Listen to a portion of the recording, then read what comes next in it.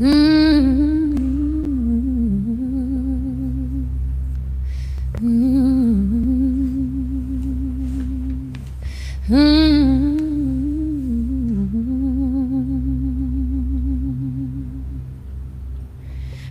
the flame, before the sky, before the stars were burning high, through every star the first song flows, through every heart its echo grows. We are the breath, the flame, the whole. We are the music of the soul.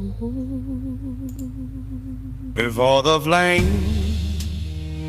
before the sky, before the stars were burning high,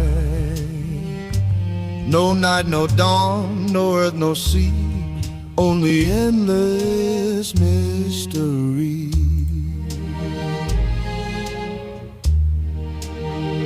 Before the flame, before the sky, before the stars were burning high, no night, no dawn, no earth, no sea, only endless mystery. No night, no dawn, no earth, no sea, only endless mystery. No breath to stir, no heart to beat, no sound beneath creation's feet, till through the deep a longing grew and silence broke itself in two.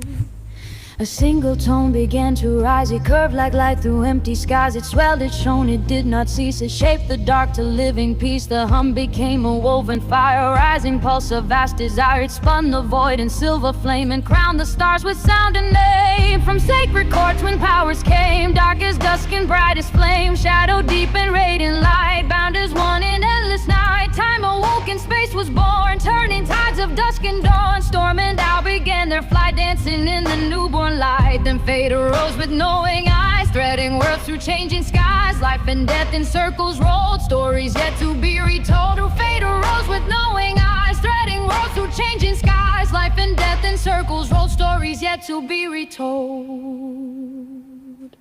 Through every star the first song flows, through every heart its echo grows. We are the breath, the flame, the whole. We are the music of the soul.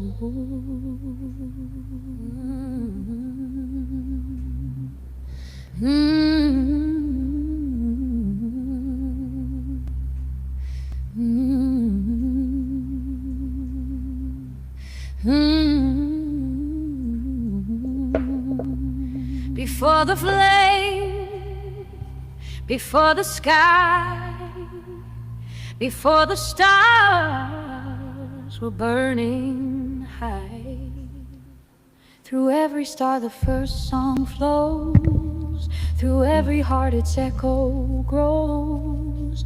We are the breath, the flame, the whole. We are the music of the soul.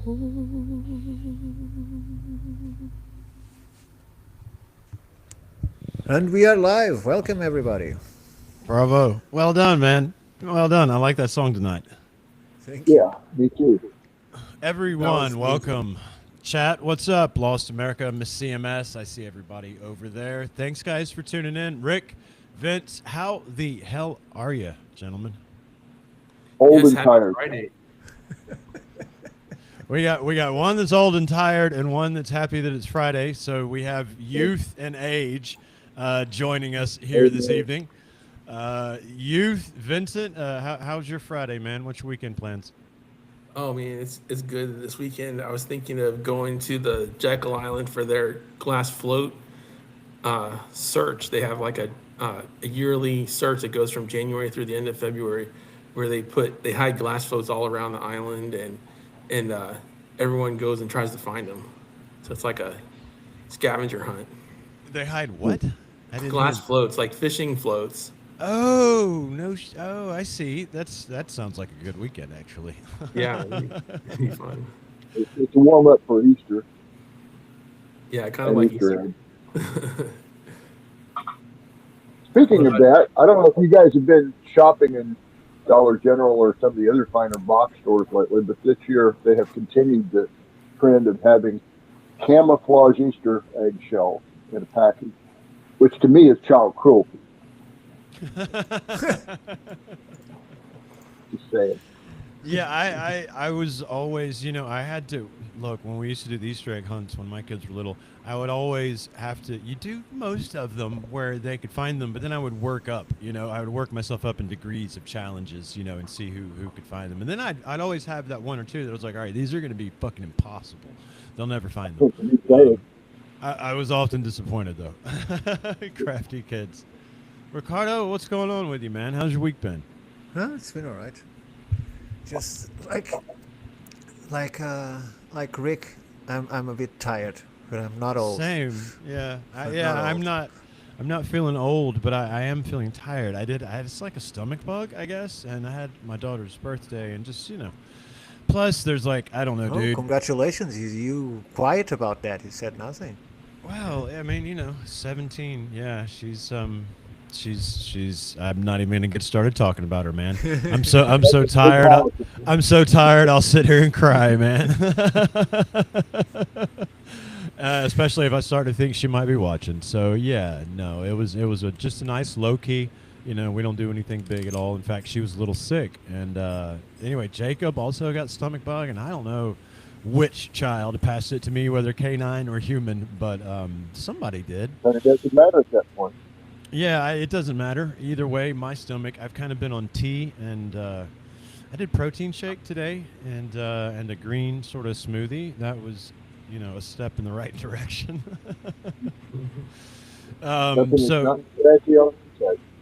Yeah, no, this tea is kind of pushing it, but, I figured I'd try to find some energy. Yeah, it's been, I don't know, I guess in general, the astrological weather, is pretty intense right now. If you follow that, the world itself at large is sort of, going 1,000 different directions at lightning speed. I guess the easiest way to say what I'm feeling is there's a disturbance in the force. You know what I mean? And disturbance in the weather here last night. Was there? Yeah, you're up central. I saw right. there was some rough weather. Last Sunday and Monday, they were predicting the event that took place last night. Honest God, the entire United States, there was one tiny dot sitting 20 miles right north of where I'm sitting, and that's where that tornado hit. 5-6 days later. Yeah, this is scary to me that they can predict it that accurately, and yet we have these events, and everybody gets surprised. So what is frightening? That they can predict it, or that people get surprised? Both. Both, yes. Because they use AI to make this prediction. To me, that's scary as hell. What if, just two hypotheticals combined here. A, what if HARP is real as weather modification? And B, AI took it over. Yes, we would I be see your screwed. point.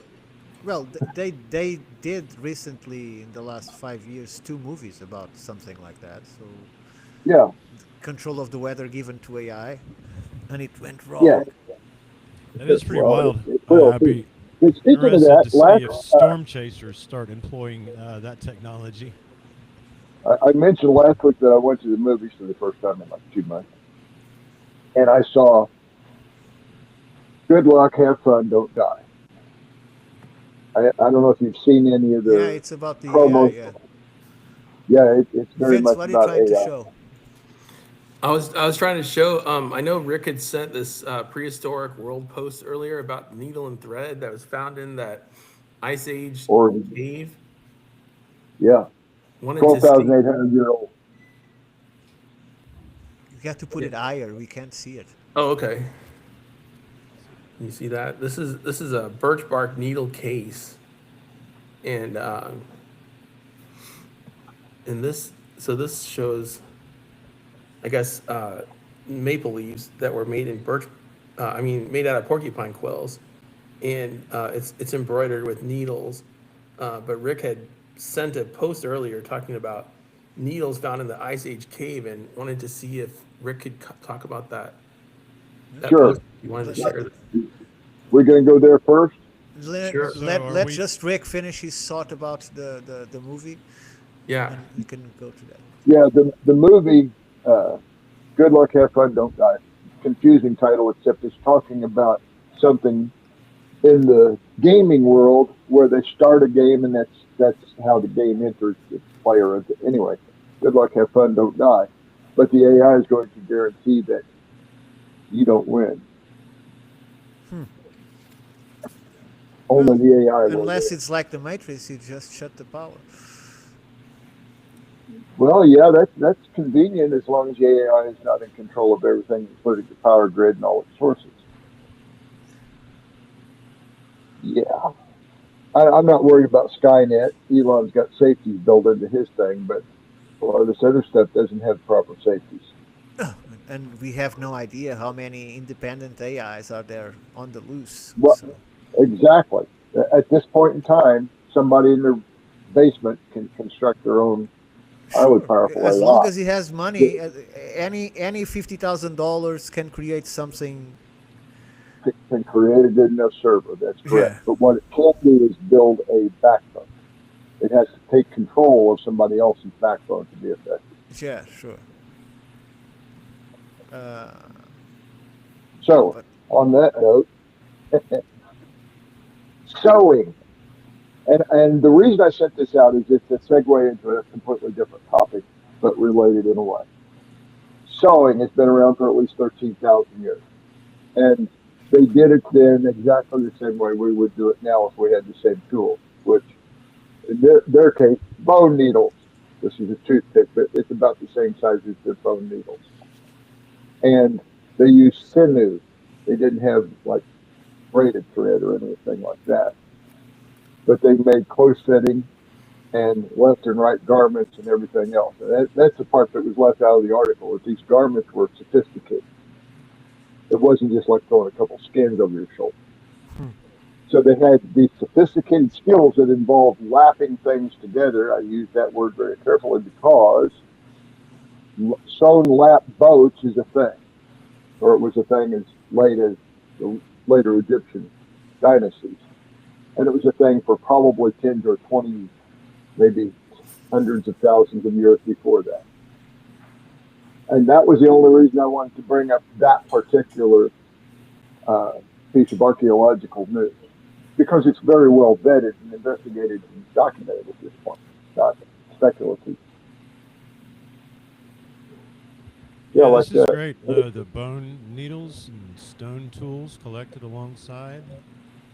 Shattering, of course, Clovis first. Yeah, look at this stuff, man. This is really cool. Thanks, Rick. Yeah, it's amazing. There was another post that Rick had shared. I guess if you don't mind, I could share it. Go for it. Okay.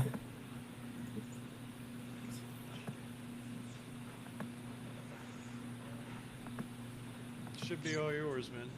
Okay, here we go. So this talks about, imagine human ancestors fashioning garments with the needle and thread through the harsh winds and freezing temperatures.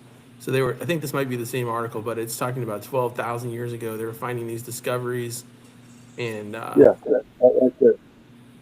oh, okay, that's the thing. Yeah, that garment right there. Yeah. So I have a few that I wanted to show examples of. Hudson Bay is one of the ones that was well known during the historic period, and Hudson Bay. So they had, the famous Hudson Bay jacket with the three colors, or four. I mean, these often were used for trading with beaver pelts, and my dad was really interested in Hudson Bay for some reason. He would collect these jackets. Yeah, I like that a lot. And he always wanted to hold on to these. He said, these are just like, because I guess every stripe represents a beaver skin or beaver pelt that they would trade for them. And they're really thick wool jackets. So I have that one to show, and also they would trade blankets like these Hudson Bay blankets.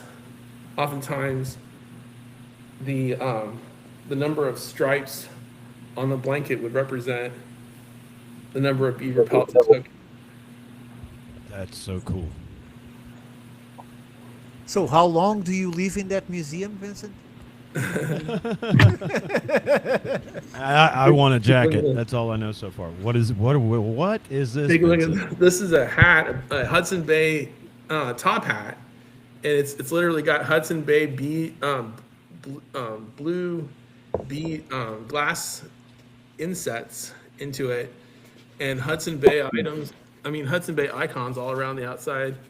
These stamps say HB for Hudson Bay. So they had top hats were often worn by the Osage and Ojibwe. That's what, 1800s, 1900s? Yeah, even back to the 1800s, all the way up to the 1900s, and I mean So maybe before. this would have been a top hat fashioned for and worn by natives. Am I Yes. following you? Oh yeah, absolutely. This is a style. They had the top hats before the American diplomats did. Yeah, Top I hats mean- was came from them. And so yeah, they had Hudson Bay. I mean, these were fashioned out of silver, and they oftentimes would What's up, wear them Tracy? at social gatherings or marriages and ceremonies like that. That's absolutely Rick, I'm wild. going to ask you what's going to look like a silly thing, but do you know which one of the earbuds have the microphone? No. Okay. Because And take a look at this. Like the Because- Seminole tribe. the would sound use- is your sound was is that too one? low. Now, the sound breaking up. Okay, so these are Seminole tribal dolls. I guess they would fashion these with the Seminole beads and the embroidery. So they had these were deeply ingrained in culture, and they would use coconut husks for the head, and the same type of bonnet on their veil and the earrings. Coconut husk. That's wild looking, dude. Yeah, So, and these are considered to be after the influence of the West, or well, they make them into today. I mean, even today you can find them in Seminole gift shops and things. But I think they go back into ancient times. I mean, they're tribal art, and they definitely have a deep history.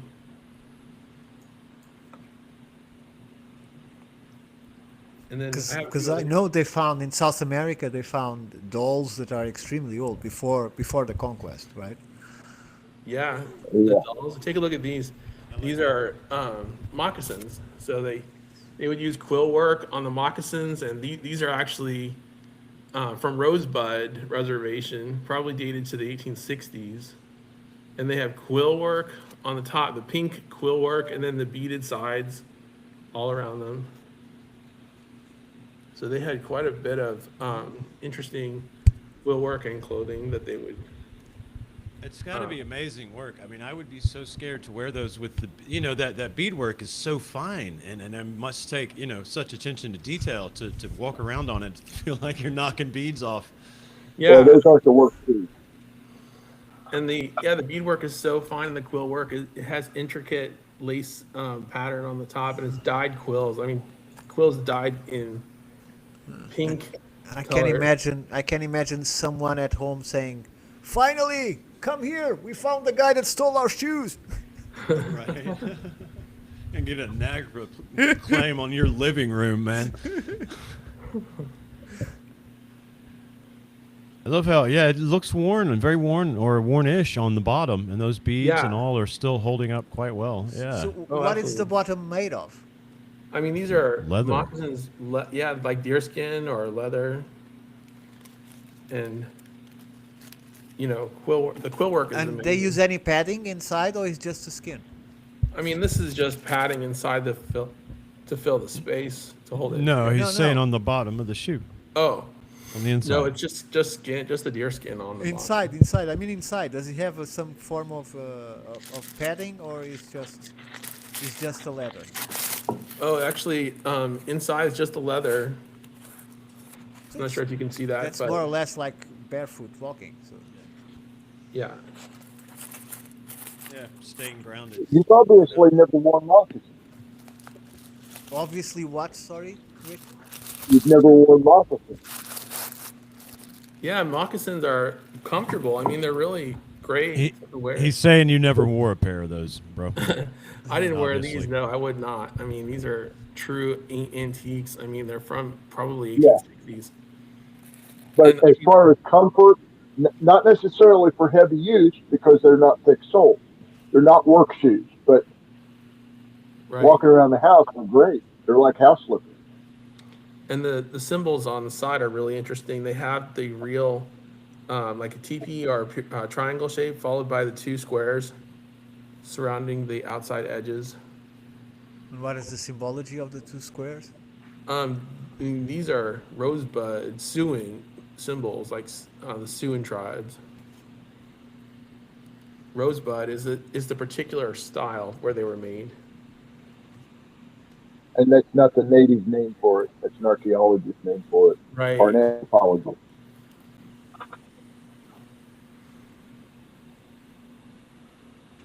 But the quill work is just incredible. Yeah, but you think that's everyday use or just ceremonial use for No, dances or? I mean, I think this is ceremonial style. I mean, it's stylish. They definitely would have spent a lot of time on this. And What is that? Sarah, what is a sea walk?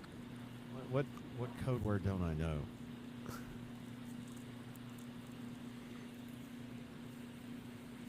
so another thing that I'd like to show is they had birch bark headdresses. Like this is actually something they would wear. Oh, dude, that's so cool. I was grabbing birch bark. I had some of that in my hand this week. I was out at the Crescent Mound site, and I had it in my hand, and I was just wondering about it, just going, dude, this is paper, and I just had all these thoughts about, what they must have done with it. That's so impressive, dude. Yeah, all the quill work. And I mean, the birch bark scrolls were made out of this, and they would like have to engrave all the styles on. That is paper bark birch, isn't it? Sorry. Paper bark birch is the species of tree that came from. Oh, I see. Right. Yeah, it's like paper that peels off it and leaves the bark all pink and, stuff underneath it when it's fresh, but it just sheds off of it. And when you get it in your hand, it feels so durable, it really does. Yeah. That's a male or a female item? This would probably be worn at a wedding by a female. I mean, that's my guess, I think, because it's just so decorative and stylish. And I mean, I think this would have been a headdress item. But it really has just beautiful, intricate patterns, the star and the hearts in the center. And it's backed with leather. This red material is like a leather dyed red. It's an amazing piece. Yeah, Vincent's got a museum. You just got to get it up behind you now. That's all I did was. That's beautiful, dude. Thank you. All right, who else is bringing stuff to the table tonight? Rick had something for us that I'm gonna share. Okay, beautiful. I'm gonna share with you. Oh, I was there and I shut the window down. You're gonna try to share. We'll get it right What one you're gonna do? You're gonna attempt it. I'll get there. Yeah, I know. I can only give you a hard time because you do. What happened? Tell the audience why you get there. What happened right before we went on? Ricardo goes to play the new song and he goes, "Oh shit!" And I think we had 4 minutes left to go. What? It can't upload. It's too big. All right, I can't work a miracle in 4 minutes, and yeah, you did. But he did. Okay, it's on the studio chat. This is a link from Facebook. This is the first link you sent me, not the second one of the sword. This is the first one. Okay, Gonna let I got it. Vincent. Well, we're back to the close. Do you want me to share it and read it? I think he has there's- images. There's another. I sent you a second email. The second is the sword. Yeah, the sword, the Yeah, bronze. Okay. that's the one I want. Yeah, this Okay. is the one we discussed already. Oh, we discussed it already. Don't. Okay, so the second one is this one. Copy. So I'll just go ahead and do the setup if everybody can hear me. I was Yeah. going through my news feeds and I ran across an article about a sword that was discovered in Bavaria, and they dated it to about 3500, 1500 BC, give or take, 3,500 years ago, and it is ostensibly a bronze sword with intricate and delicate accoutrements attached to it. Very fine work. But what was unusual about this particular news story was because of the use of AI built into Facebook, I was able to get all the information about who found it, where they found it, what tests they've done, or actually Ricardo found most of that for me. But this thing is amazing, and in the quotes about it, they're saying the copper appears to be almost completely pure, and then they stop talking about it. Yes. And if you see the results that there are two papers published about these swords, and the two papers are in German. But however, they did testing on the sword, because one of the particularities that this sword has. Did you stop the sharing of the image? I did. Did you want it back? That looked like an AI image anyway. No, well, there was a photograph too, but Hang on. I mean, I'll bring it back. yeah. So the sword has inlays. I think that's where you're going with this, right, Ricardo? Yeah, it has inlays and has the handle is not screwed or fitted. The handle was melted into the blade, which at that period they considered to be a high achievement. But there are real images of this. It's a shame that we are seeing that image, because there are real images of this. Let me see if I can. I think I have some here on my. Here it is. Okay. So in the text, they discuss how they made the hilt and the handle on this sword, and the grip and the inlays are copper wire drawn very, very exactly copper wire, exactly consistent diameter over whatever the length was, and then they chopped it into specific length, all uniform. It's on the chat, and made Jason, and made wraps around the tang on this sword to make the handle, and inlays within the sword blade itself. It's an amazing achievement of metallurgy for being that age, or any age for that matter. Most forgers would have a hard time with it today.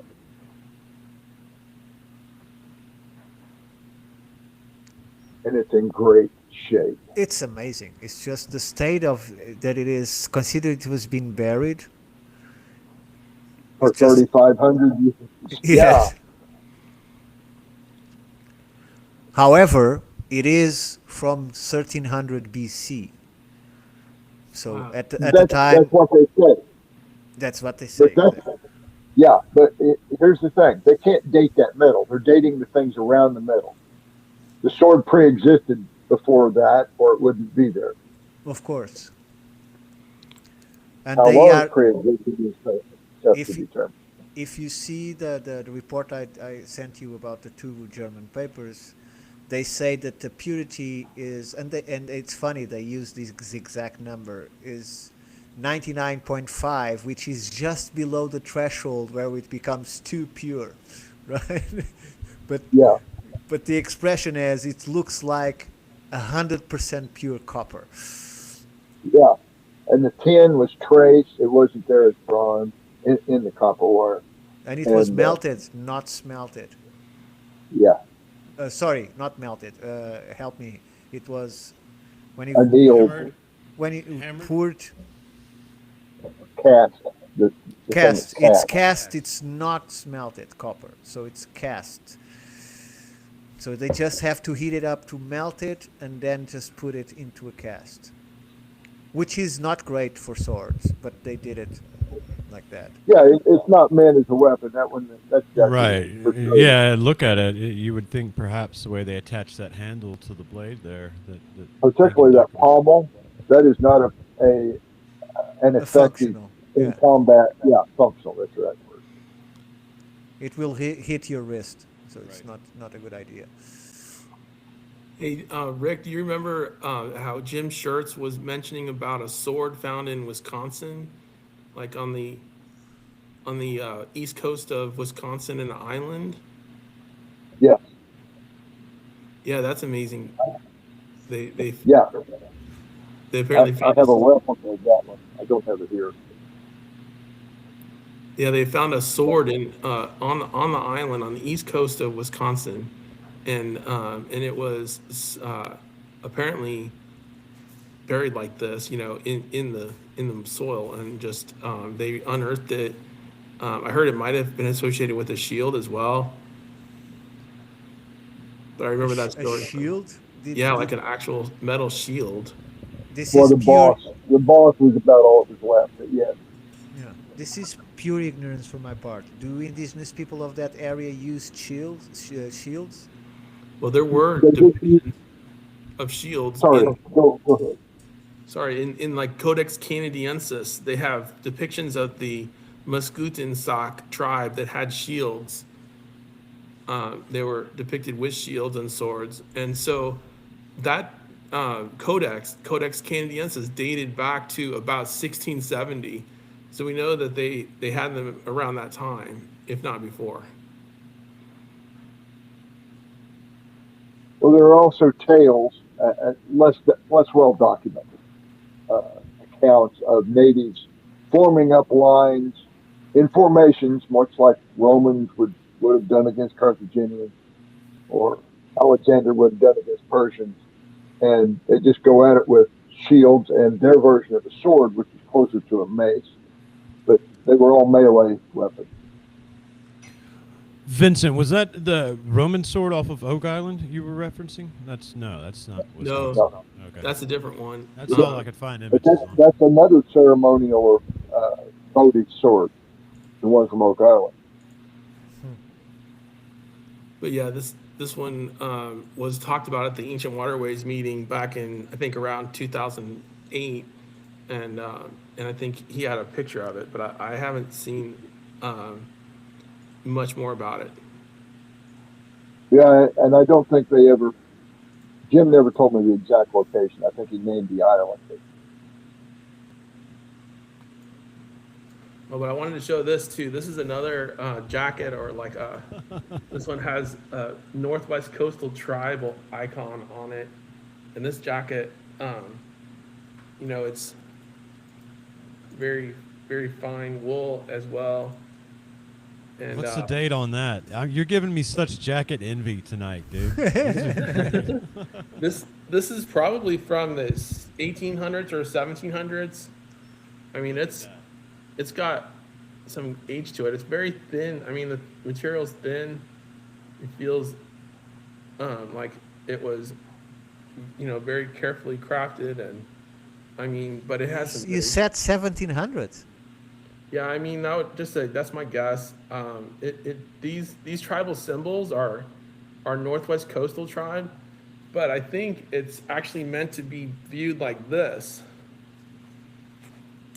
See, or from both sides, because it almost looks like an eagle, two-head eagle, and the wings. Oh yeah, look at that.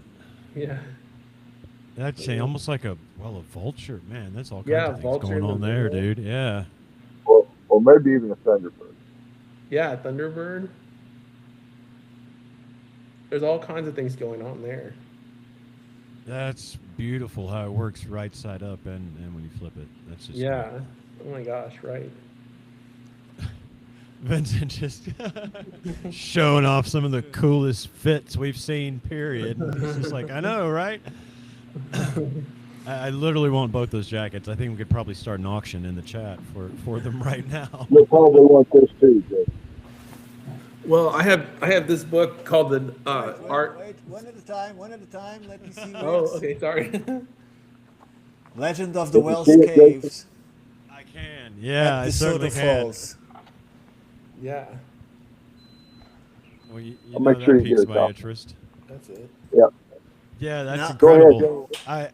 I went asking about those in a Facebook group that I thought they just posted talking about DeSoto Falls, and I thought they meant Alabama, but they were talking about in Georgia. But point being, I mentioned the Welsh Caves, thinking they were talking about Alabama, and the lady that came on and corrected me that they were talking about Georgia also had pictures from the Welsh Cave in Alabama. So that was really cool to see. But this book is called Secret Stories in the Art of the Northwest Indian, and it seems to have the same type of symbol with the eagle that can be viewed from both sides. And it's by Oscar Noonan, Bounding Warrior. So, Cool. so yeah, it has like almost the same symbol on it.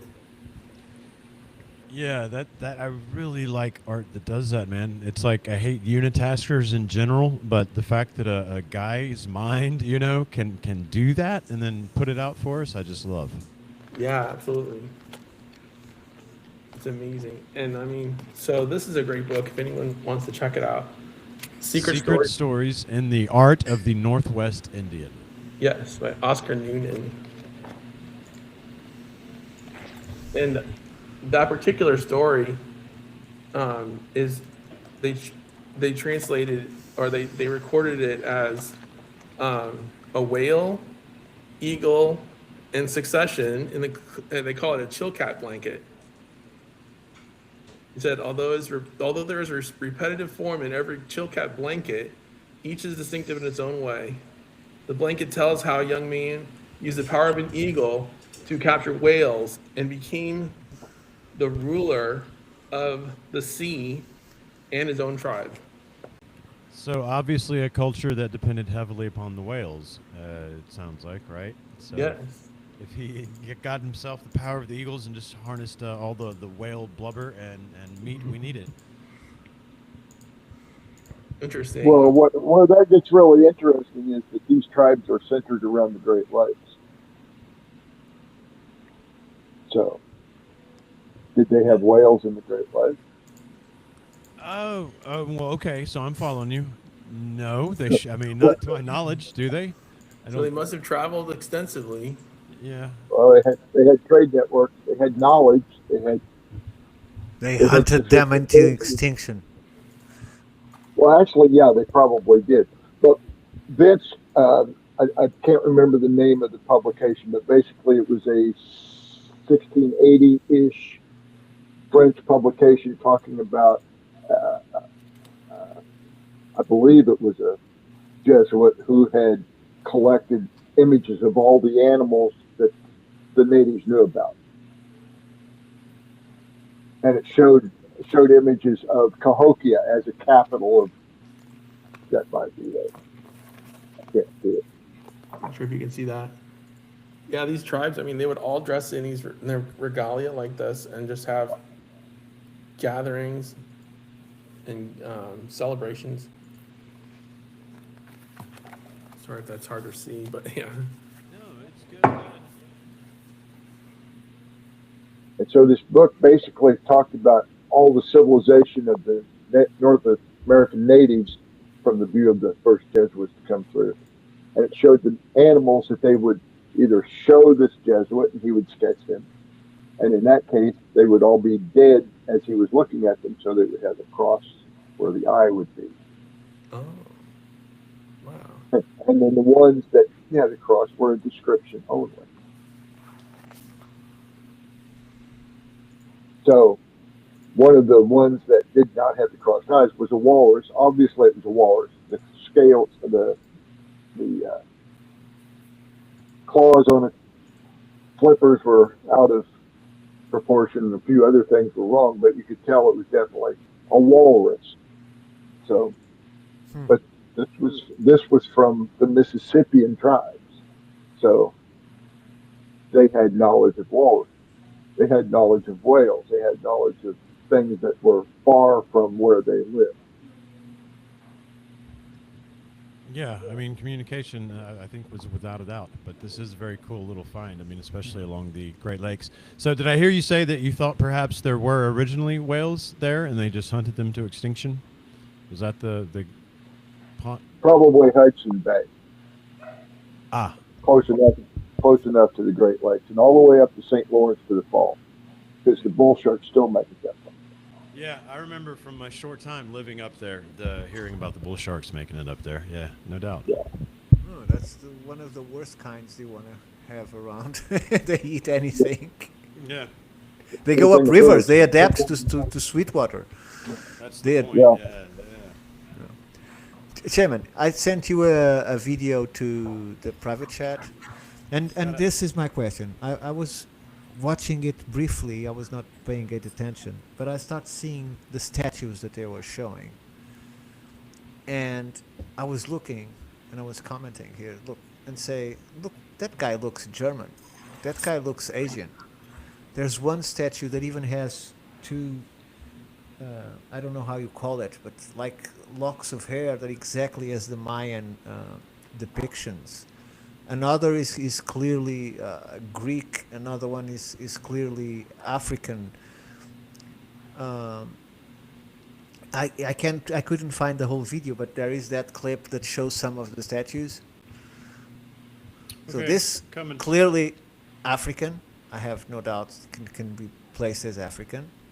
Just keep moving until you. No, you don't need to put the play. Keep it on pause and just look for the different statues that they are going to show in that small clip. So, see And if where are they. these statues? This is the Ezio Museum of Egypt in Italy. Okay. So.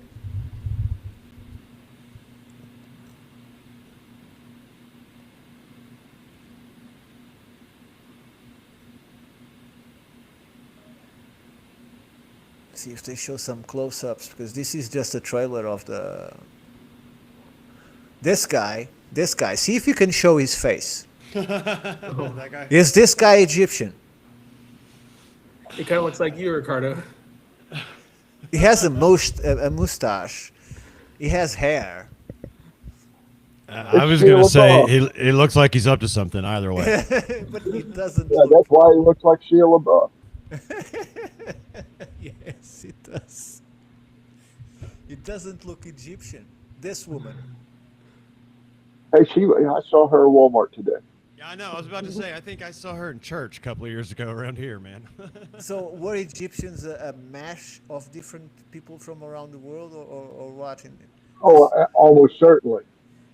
Yeah. A few years, 15 years ago or so, when they got the DNA of Tutankhamun and Akhenaten, and they did some of the This TV guy looks specials German. about Look at him. It looks German. They flashed the DNA sequence from Akhenaten on screen very briefly, and a friend of mine was able to capture it and run it through an analysis, and it is R1b, meaning Akhenaten was probably Scottish. Wow. Well, I bet the Irish people would say otherwise, but Hey, why did God invent alcohol? look, So the I'm not Irish would never rule I the think world. this is There you go, Queen Rick. Tira. I think this is Queen Tira. I'm My not sure. my great grandfather was a Miley. Thank you very much. Oh. I'm not sure, but this one looks like something close to a Nubian people. So, Yeah. but the others don't. This guy looks Arab.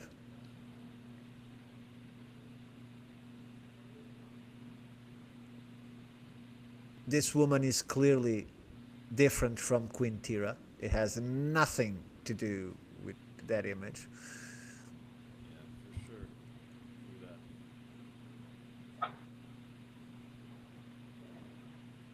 Able to This one is actually German. in-house that statue. She's actually German. Well, she is British. Oh, German. Okay, well, She's that's German. about the She's same thing. German. Okay. Funny enough, in here is translated to English. In the video that I saw, they didn't bother to translate. People speak French, Italian, English, all without any kind of translation. Somebody didn't like that statue. Why is that? The one that had the face Look, busted up. I even joke, put him an SS suit and we'll go perfectly. Yeah, no doubt. Are you sure he's not more reddish skinned? It's so weird to see such a fine featured face on such a. The body looks hefty, you know, like they're trying to portray him as, I don't know. I mean, he's got man boobs, and then he's got that German-esque, you know, face. Seems sort of, yeah, like it doesn't go together. Yeah, in this clip, unfortunately, we don't see the statue that to me looks South American, Maya, Aztec, something in that lines. But I don't see it here. Was it a cross-legged one? No.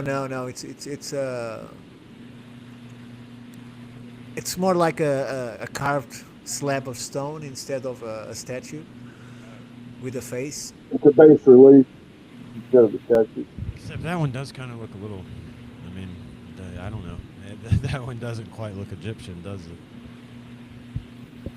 Well, you know, there's things that they're not shown in this clip that I find fascinating is they have dwarf statuettes in these same sitting positions, just like the Mayan Aztecs did. Yeah. So Monica Escobar is saying that the guy with the mustache is Welsh. That is the biblical Moses, according to Winson and Blackett, Hittite, Hyksos, Rahotep.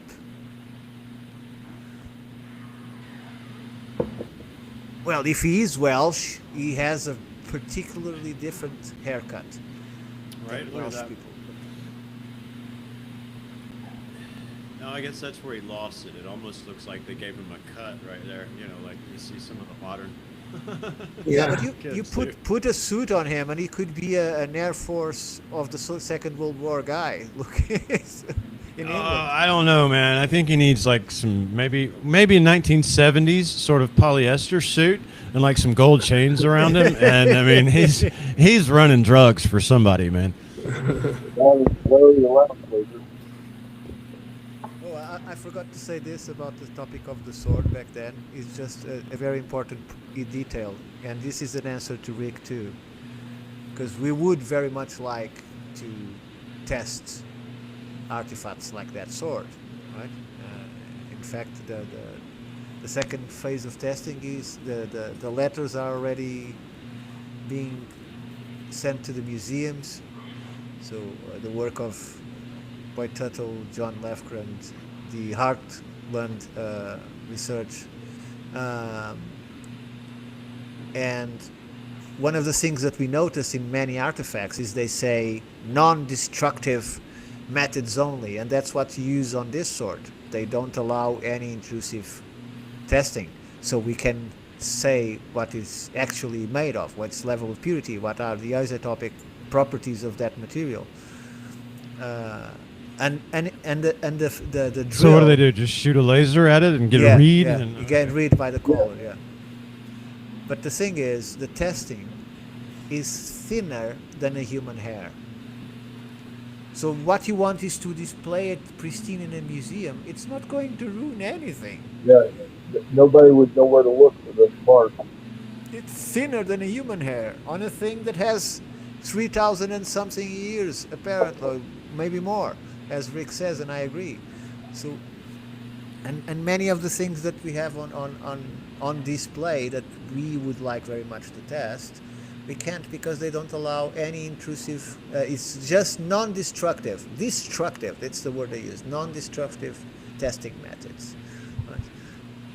So, in other words, no, you can't touch it. You can't find out what it actually is. you can't find out. What do we have, Vincent? Yeah, take a look at this. This is a head pipe.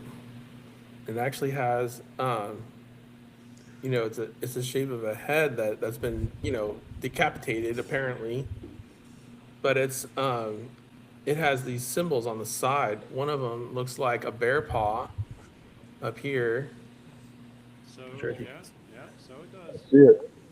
And then it has on the other side, almost like a cobra or snake symbol. Oh yeah, with a little tail wrapped. Yeah, wrapped around its ear. Uh-huh. And take a look at that face. Just let the message go away so I Yeah, can the see face that. is kind of eerie, dude. Yeah, His lips are stitched or something? Or are that it's like teeth? its teeth are Teeth. showing. Yeah, but it looks in a very, like, I don't know, macabre way, like modern day, animation or something might show a dead dude. So Yeah. it has, and then the eyes are sort of reptilian, and yeah, but he's got the native nose there. Here you go. Yeah, aquiline. It's nose. beautiful and sort of disturbing at the same time. Right. So where did it? Where, what is This it? this was from Richmond, Virginia. And So where do you put the tobacco and where do you inhale it from? I mean, it's got a hole in the top for the tobacco, and then the base where the stem would be coming from. So I think that it would be smoked from it's got a hollow connection there. So Oh, it would have a wood tube where you smoke from. Is that what you're saying? yeah, the wood tube Because would I be- was seeing them smoking from that huge hole. Jesus. Choking to death. Yeah, but head pipes like this were, there's several examples. There's at least 3 others that have similar types of features. I could get the book that has them and show you, but Sure. they often have ear spool on How, them. is there a date estimate on that one, Vince? I mean, I don't know. I think it's Pishka phase because it seems to be made of steatite or soapstone. That's very hard material, very much like the Pishka phase. And you can see the holes are connected? Well, Yeah. you can see light through it, kind of. Yeah, yeah. You can catch the light through the bowl. So you haven't tested yet? No, I haven't tested it. I've not smoked it. Slacker. It's very well. It doesn't have a carburetor, so there's only certain things that are going to go well in there.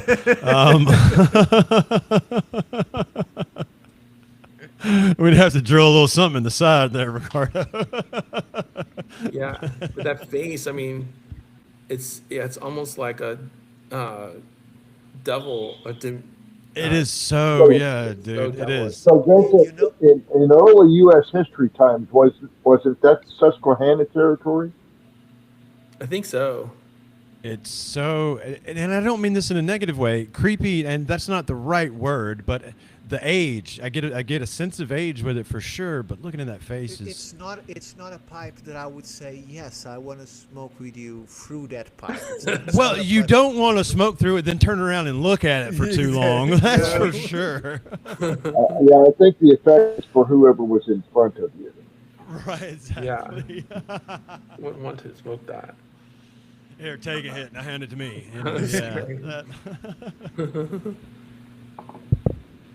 You turn on and say, you keep smoking, this is how you end up.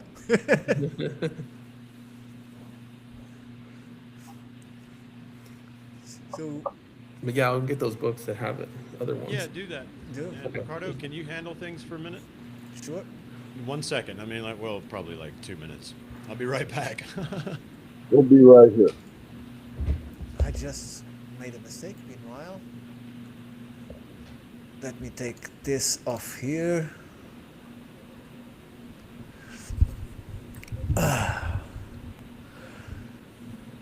So Rick, aside from that, you had anything else you want to discuss? Is there any news on Lost America series on Patreon? Yeah, we're about to finish up episode 11. I think it's probably in its final edit stage here, and then I'm going to cut out some teaser trailers and be posting them up on TikTok and Facebook and Threads, Lemonade, wherever I can find a spot that'll take it. And we are in the process of modifying the patronage into 3 different tiers and plus a couple of specials. We're going to have some Gedunk stuff that is one-time only buys. Oh, nice.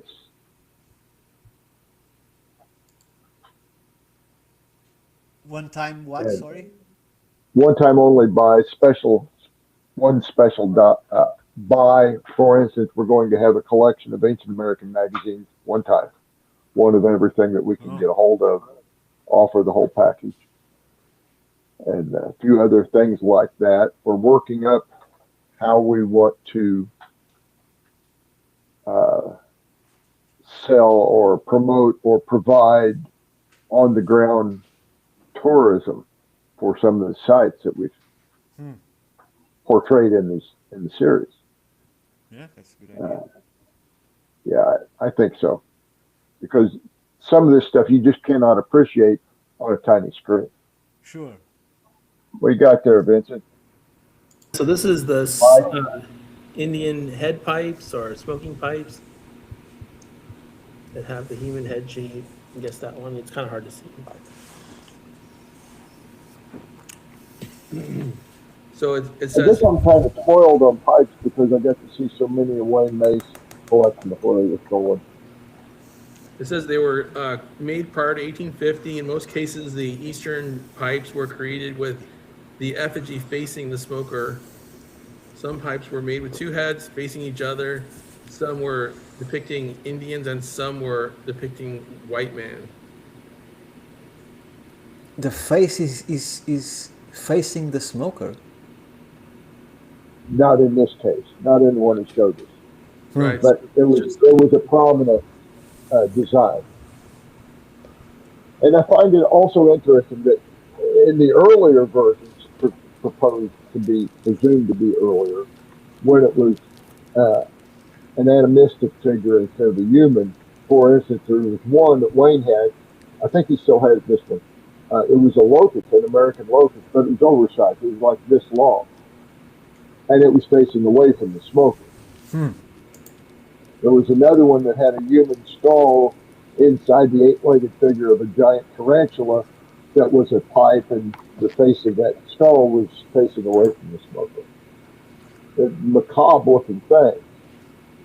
And I'm not sure it was all tobacco that was in that thing. No, I'm very serious. I'm pretty sure it was a mixture of various substances that had various and sundry effects on the human mind when they were consumed in smoking or otherwise. But this is you see that one is like the one you showed us with the disc on. Yeah, the one that Yeah. he's got. Yeah. Like the disc pipe from last week. Yeah. But Rick, you probably know how to answer this. Is there any history of the existence of the plant and the use of the natives of cannabis? Cannabis as well as others. We don't know how long it existed in North America. It doesn't seem to be a native plant. It seems like it was imported thousands, maybe tens of thousands of years ago, because it just isn't found in the pollen records and whatnot. Or at least nobody's run across it yet. But natives were aware of it and there was even hemp-based cordage found in some of the sites, but they don't talk about that one. What was found in these sites? Hemp-based cordage, string, rope.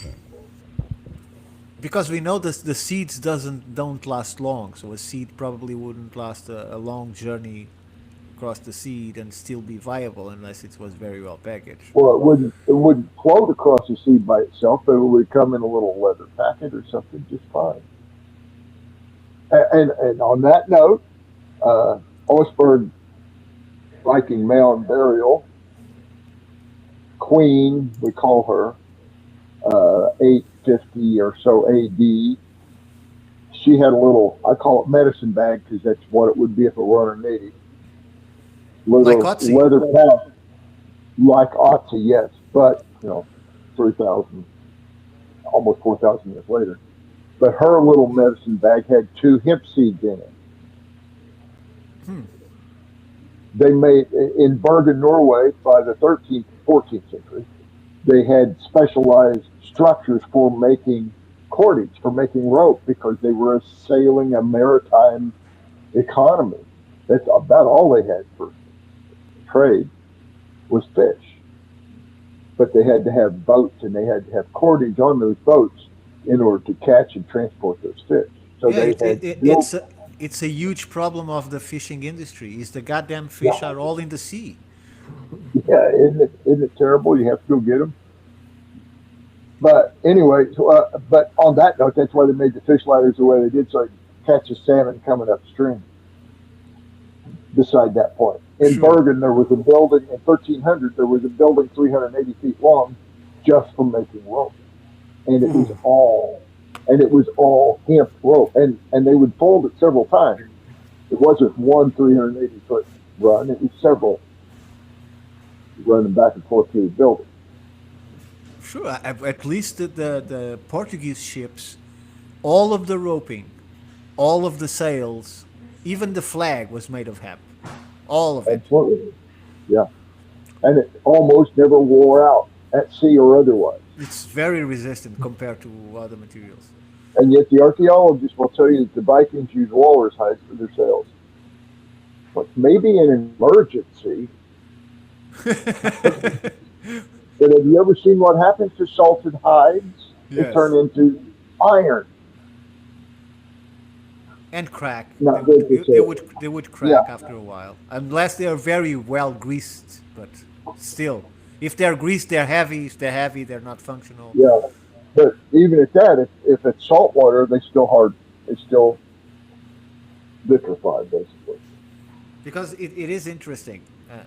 A sail in a boat, we have this child idea that we are blowing into something, into that shape, and it's the blowing that pushes the boat forward. That's not what happens. What happens is the difference of pressure between one side and the other side of the sail. And the boat is sucked instead of pushed. So a sailing boat is being sucked forward instead of being pushed by the Yeah, we've been watching curling all week. We know how that works.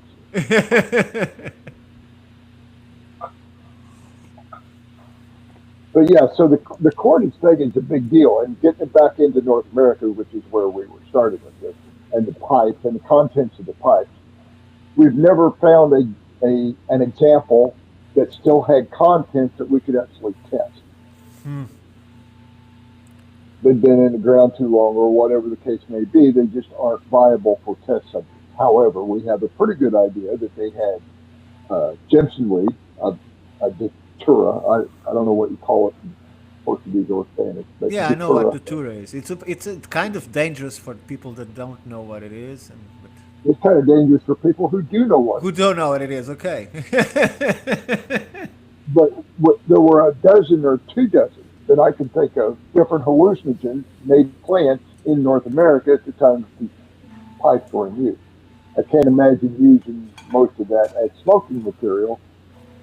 Tea or edibles would be more effective and probably a little safer.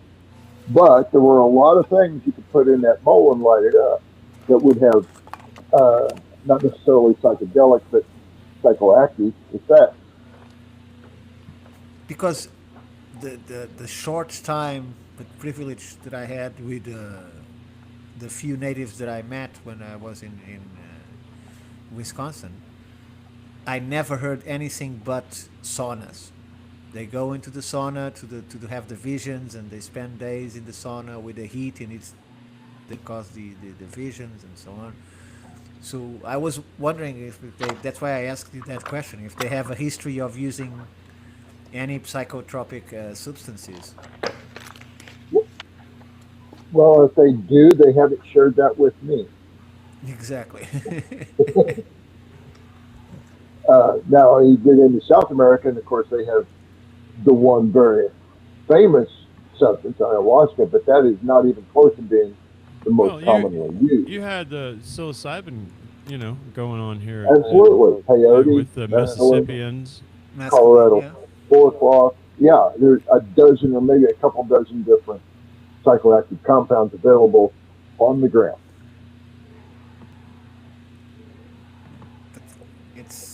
because if you go, I kind of lost my train of thought here.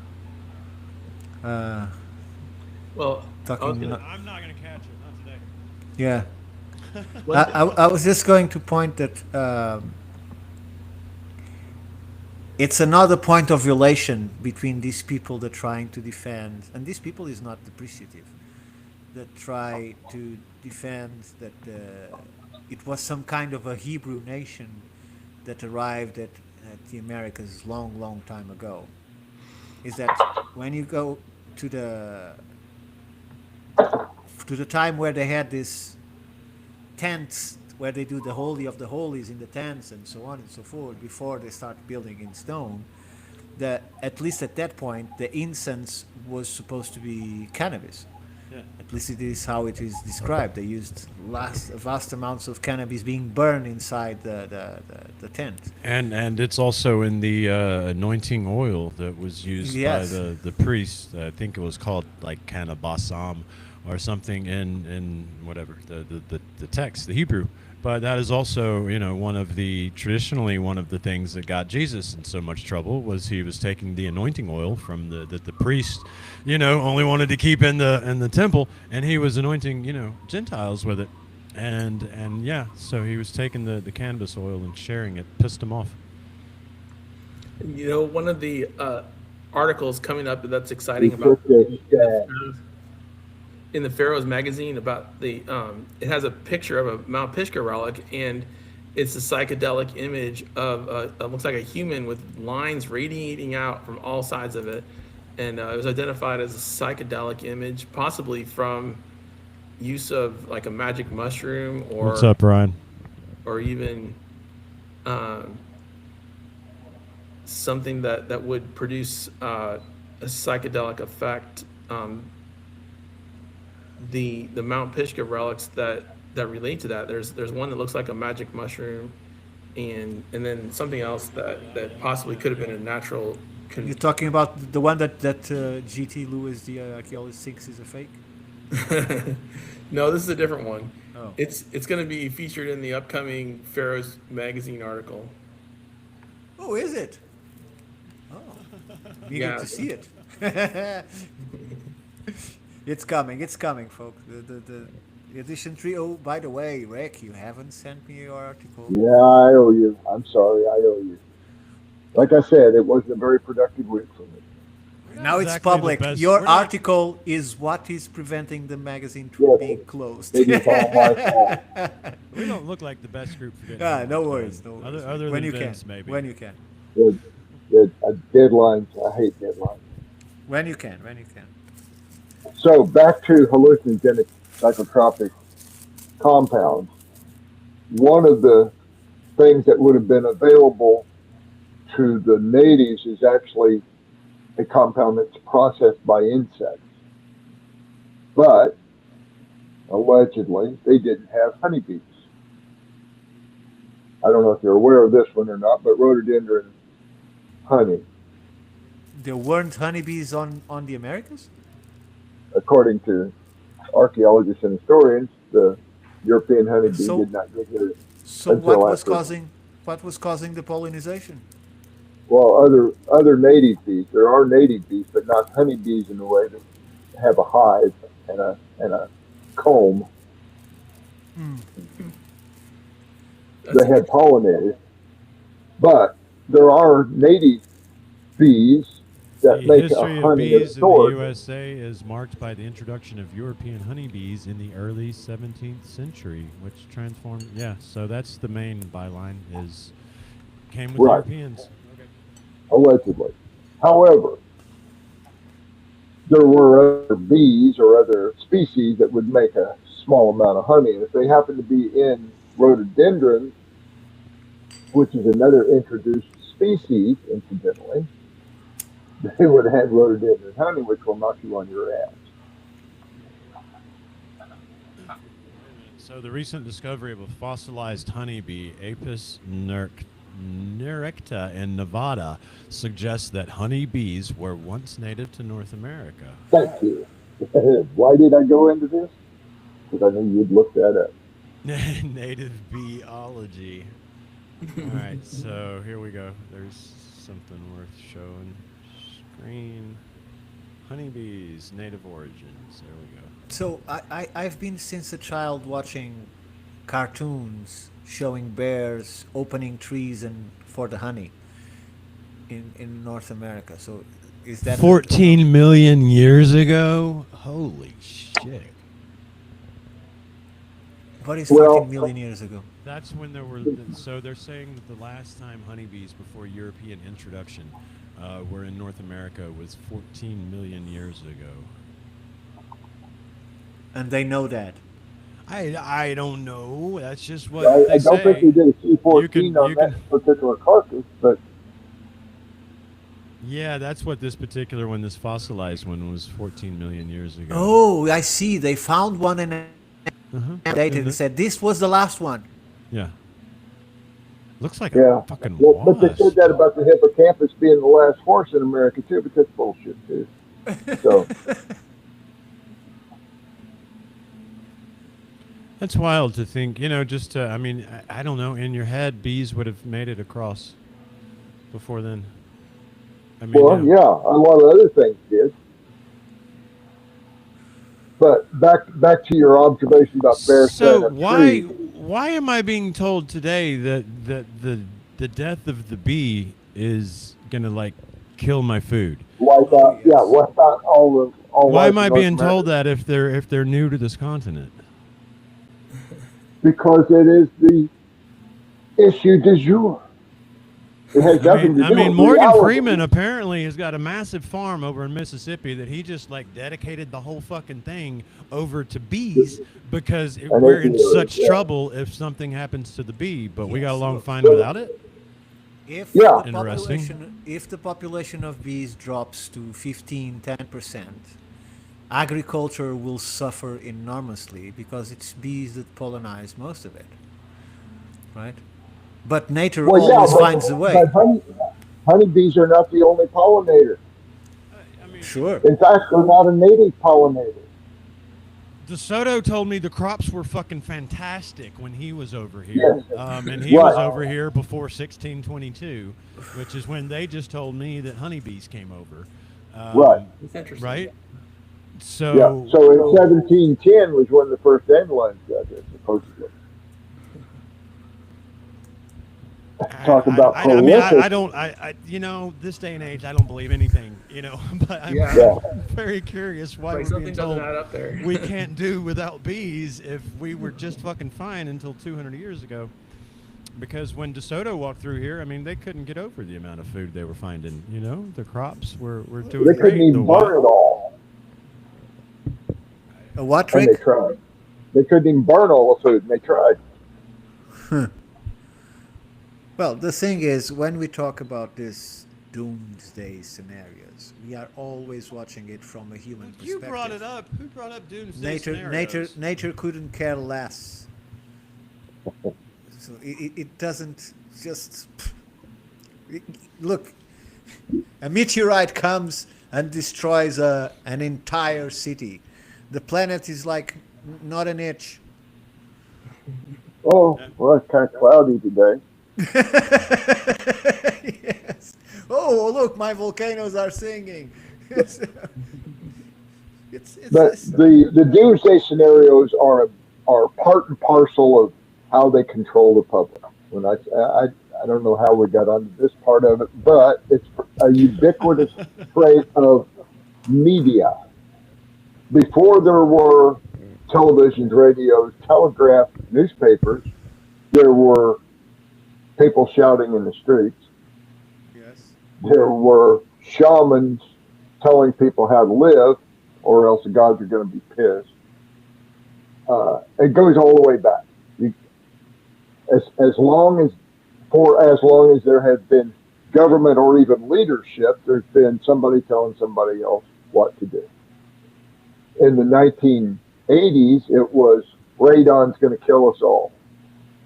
It's coming up out of the ground. You've got to shut your basement off from your house and vent it out of there. Like, wait, where's it going to go from there? If it's not coming into the house, it's going into the yard. It's going into the garage, into my car. And then 2 years later, this report came out about a population of rats in the junkyard and dump in Mexico City being the most prolific, healthiest bunch of rats on the planet and the highest background radon of any place on the planet. They just loved it. Yeah, you got other places where we had an oil spill, we've got to clean it up, it's going to kill the ground, there'll be nothing grow there forever, and then you look out and it's the greenest spot you've ever seen. Well, you heard it here first. If you have oil at your home, put it in your garden. Well, I wouldn't go quite that far, but raw crude is actually a pretty good fertilizer for a little while. Sure. Full of nitrogen. The thing is, following your line of thought, agriculture is being transformed to be more and more dependent on what they want to sell you, right? Exactly. For instance, as soon as the EU took control of Portugal, we were forbidden to plant corn, for instance, right? And we have fields to produce vast amounts of corn. We were forbidden to do that, and people were paid to dig out the grape, how you call it, the vines. So there were vines with 600 years. It was a crime. People were getting money to take them out of the ground. The last 5 to 10 years, they allowed the introduction of corn. So now you can plant corn, and now you are getting paid to plant new vines. Genetically modified. So, and every single seed that a Portuguese farmer that sells it, produced to sell, has to be approved by the government. In fact, it is sold by the government under their seal, right? And you have to put the plaque with the barcode of the seed. It's no longer corn or potatoes. It has a number and a code. That's the seed, right? And you can't. And its DNA is on record. Exactly. And so the farmers were generation after generation perfecting, collecting the best plants, the best seeds of the best plants to plant the next year and better their crops. That's they don't know what they're doing. It's a danger. It's written as a danger. Farmers cannot select the seeds. Only the government knows what the best seeds are to be planted. And when I say the government, it's the EU, because the government, a country that is in the EU, like Portugal, up to 90% of all the things that are voted in the assembly, it's a EU directive, so they have to approve it. They cannot reject it, right? So the agriculture is going. It's a matter of you control the money. Now you're gonna control the food. They failed to control the water. The owner of Nestle about 10 years ago was doing a campaign through the world, giving speeches on why the water should be privatized and not free to everybody. He said it's incomprehensible that people have free access to water. So that one failed. It's like that dude who I can't remember who it was. This is a quote I saw this week. Some dude they got at one of the European meetings going, why couldn't we eat babies? I mean, there's extra babies. Nobody wants them. It's like, man, these people are not thinking on the level that humanity, they're not human. That's all I know. That's my conclusion at the end of these past I few almost weeks. bought a t-shirt the other day that was Solient green. It's yeah. I don't even want to fucking talk about it. I will just say this. All this conversation about climate change, and here this video will have a disclaimer now at the bottom. All this conversation about climate change, you can go into the literature and please teach me if you find otherwise. The anthropogenic impact on the climate is less than 1%. Climate change was money laundering at mass scale, dude. And whatever cars and petrol-driven and diesel-fueled vehicles have done, apart from some chemicals that I don't think they are good to your health, but what these gases have done is greener the earth. We came out more than 100 parts per million, which is wonderful. We should be at 600, 800 parts per million. We're just at 440, 480, right? Because the plants would love it. We're That's what they one eat. volcanic. We're one volcanic eruption away from where we ought to be. Yes. Yeah, if you look at the ice cores and they can plot the temperature as it goes back in time, been a cyclical sinusoidal temperature wave that always fluctuates, right? It's going up and down like a sine wave. And I mean, Yeah. It has nothing to do with these little fleas on this planet called humans. Yeah. Absolutely. No, what I find most fascinating about that ice record and the temperature variation is, yes, it's a sinusoidal wave, and the periodicity is very, very consistent, but the amplitude is not. It changes, yeah, that's a good yes. point. It does change. But look, I was born in the middle of the 70s, and when I was 10 years old, it's all over the news that we are going to enter an ice age. Yeah.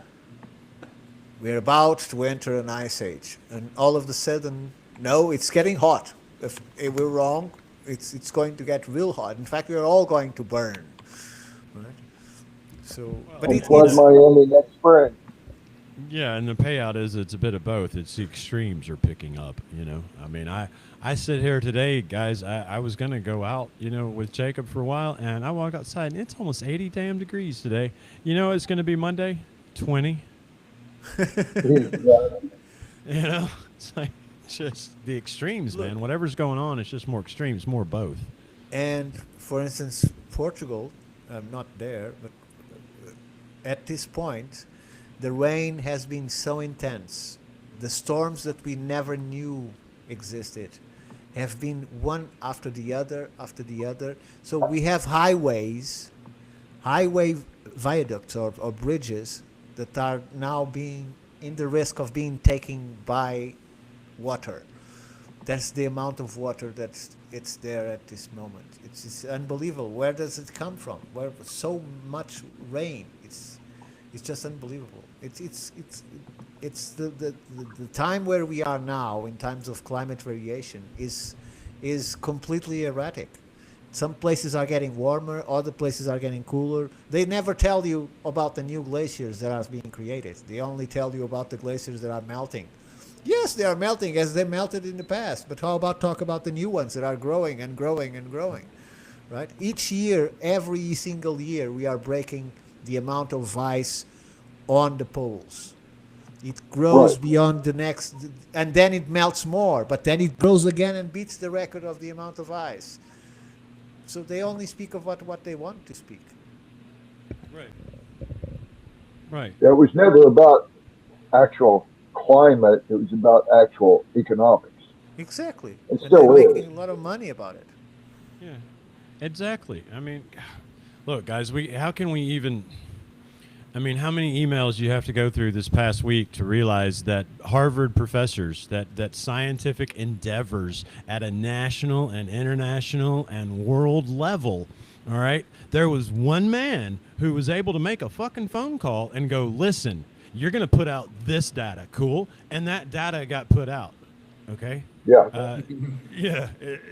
Or data is hidden in this conclusion must read this way.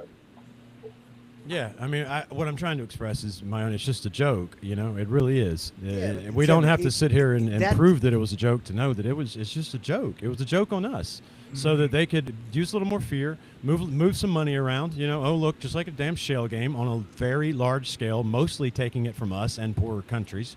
And, you know, also put us in a little bit of fear. What does fear equal? Fear equals, we got to give them safety. What is safety code word for? Control, right? And what did Benjamin Franklin say?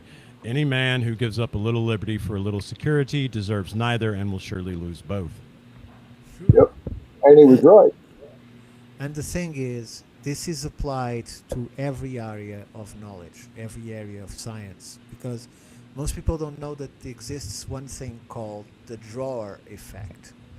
And the drawer effect is what allows an academic, no matter what area he is, when he's publishing a paper for peer review, is allowed to only present the positive results. So if he had 99 fails, but he managed one positive, he's going to make a paper on that positive.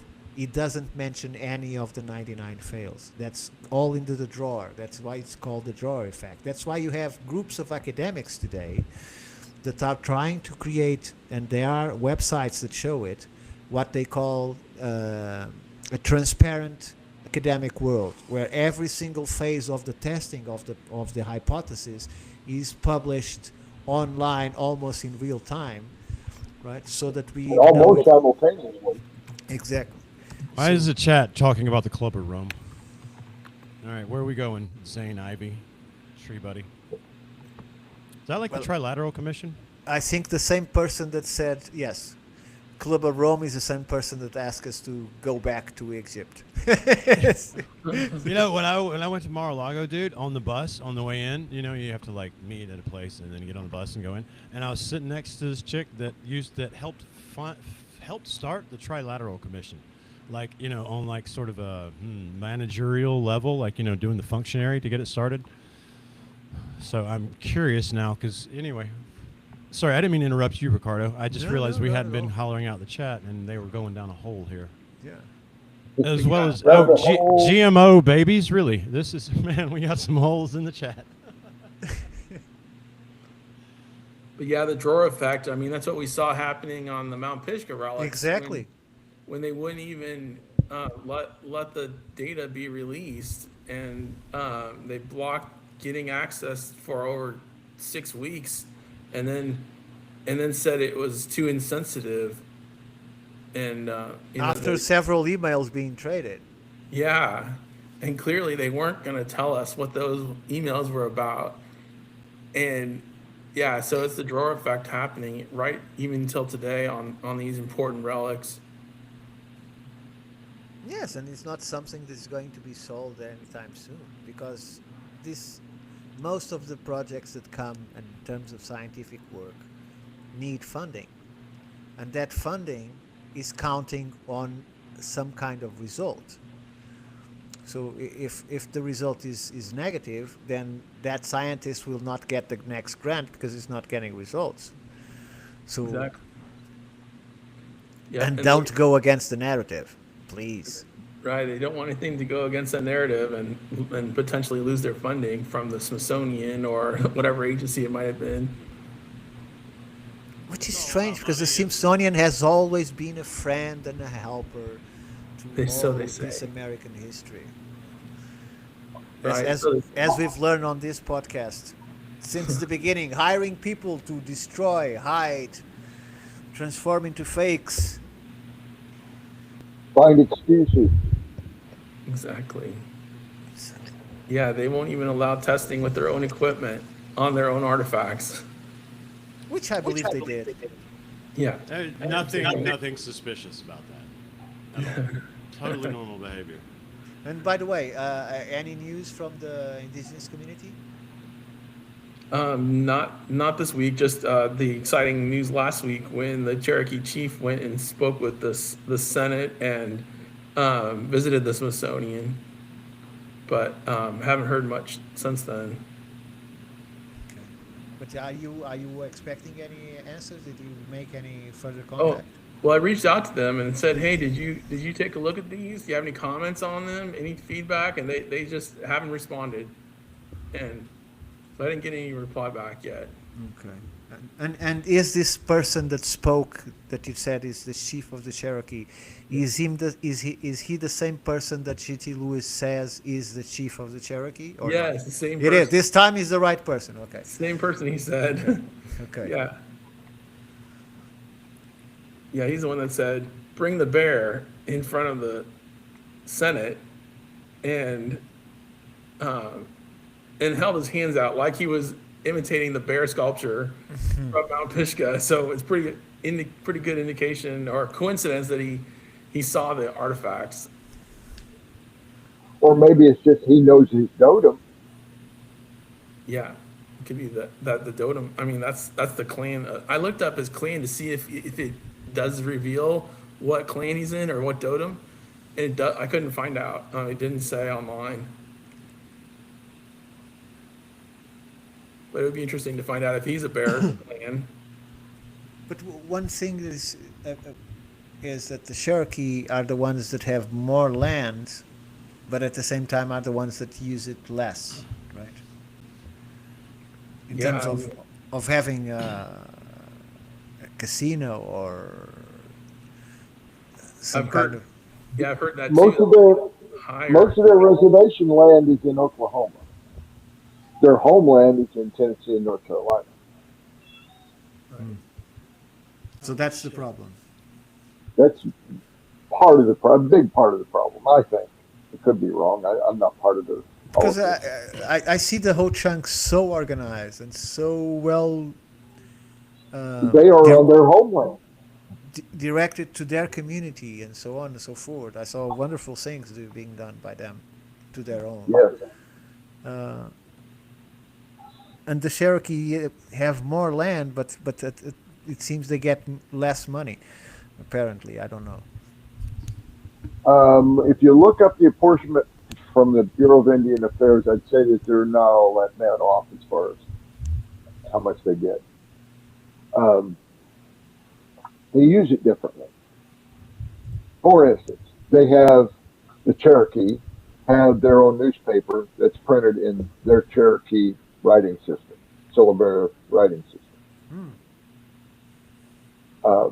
They have, when the white men got there in the 1680s or so, they had log cabins laid out in rectilinear streets with drainage systems, with masonry chimneys in said cabins, and they had some iron tools, not very many, they had some. They were very open to trade, they were very open to community, they were very sophisticated. And then in 1819, when a guy by the name of Sequoyah allegedly invented a writing system, suddenly everybody could read it within a year. Excuse me, say that one more time. So I'm trying to think why would why would a nation, because that's what they were a nation. They still are. Exactly, but I mean in the sense that you are right. Still are printing a newspaper on that language when that language is supposed to have been taught to them by the white man. No, their language is not taught to them by the white man. They say it, Neither was. they say it was invented by Sequoyah. The white men say The it was, writing system. but there's evidence that it was predating Sequoyah and it was in existence before that, and even going back. That's my point. I think that they still use it. It's a demonstration that it's something that they consider to be theirs and old, instead of something that come recently. Right. It's more than a couple hundred years old for sure. Yeah. And it's funny, some of the scholars say that they found a cave in, I think, Alabama that had the Sequoyah syllabary, the Cherokee syllabary in the cave, and they dated it to 1809 or something. And they're like, well, look, it's a year before that he could have possibly started on this. That's wild. So I mean, that's, it's up in North Alabama. It's like proof that it existed before he supposedly started on it. Therefore, he didn't really invent it. He just documented it. That's wild. That yeah. And I mean, the Mount Pisgah relic that has the Sequoyah syllabary on it, you know, that it says the immortals. I mean, it's, the serpent head. Yes, that's amazing because they must have engraved it at some point, and it's still translatable. I mean, the symbols are there. It still holds meaning. Yes. Ricardo, you want to see a really weird rock? That's lewd. That's a segue, isn't it? Okay, look. If we must. Dude, I'm tripping out because I'm thinking about this place I haven't been. It's called Horse Pens 40. I don't know if either of you guys have heard of it. It's like two hours north of me, well south of like Mentone and all that. And I was thinking about trying to go maybe tomorrow if the weather, I don't know. It's a 2-hour drive. We'll see. But I'm looking at these pictures, and when you're ready, I got to share one with you, man. This place, check it out. All right, here we go. Look at these photos, dude. Tell me what this is. Am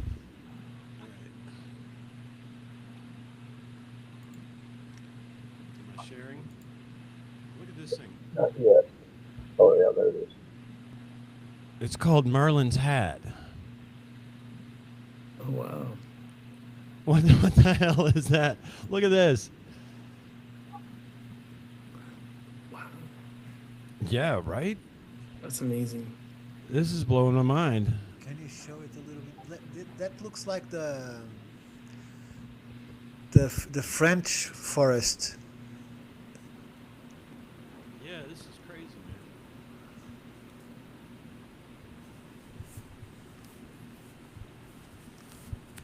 Okay, so see, that's exactly like some of the ones in North Alabama where, you know, Ricardo, you've looked at them where it seems like the statue is like falling over or something. Yeah, now I gotta go, don't I? Yeah. Look, they've got a mushroom rock. What is this? Look at this stuff.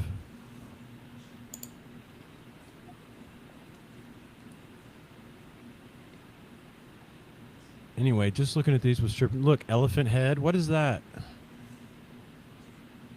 Little elephant rock. Okay, yeah, I gotta go. That's worth 2 hours. This place is like a whole complex. Look at it. So this is privately owned apparently as well. There's a small entrance fee. Can you imagine that being your backyard, dude? Yeah, that'd be amazing. Yeah, that'd be definitely worth the trip. Yeah, I think so. This place is insane. I hope you can get some great pictures too. Well, I hope they allow dogs. That's what I need to find out now. So I'll Yeah. stop sharing and then peruse the rules. Holy crap. Okay, so there's a teaser. This place is next on the Antediluvian tour, no doubt. I sent you a link so you can see some comparative images. Okay, cool.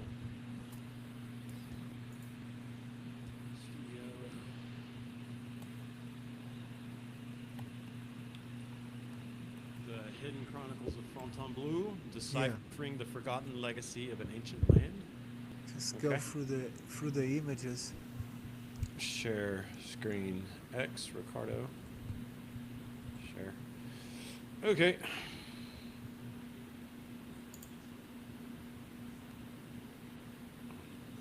Oh, I see.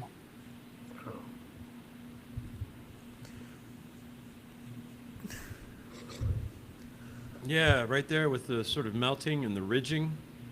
Yeah, that's nothing. You need to move forward. Okay. No, just click the image. Click one image, and then it shows all the images in one row.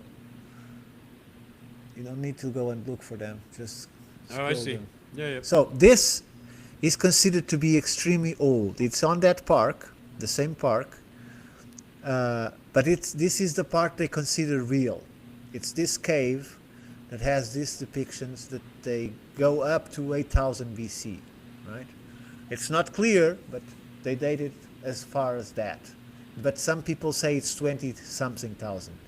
Now keep scrolling and see the architecture of the stones. Keep going, keep going. Wow. So this is to me is a reinterpretation of the Venus statuette, but with cross hatching. See if you go Wow. back to Amazing. show Vincent the cross hatching. Yeah, that's incredible. You see. That reminds me a lot of the Go back one image more, and you see the whole of the cross hatching on the stone. You see that? Yes. That's amazing.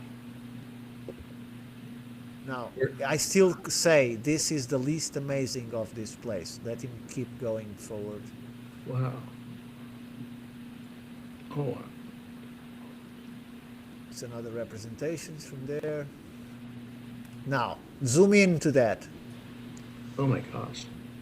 These are the stones of that national park. You can do right click, open it in a new window. Oh my gosh, that's amazing. There's so many And then faces. you can do zoom in. Looks like fish faces, even snake or human. And Yeah. And the skin.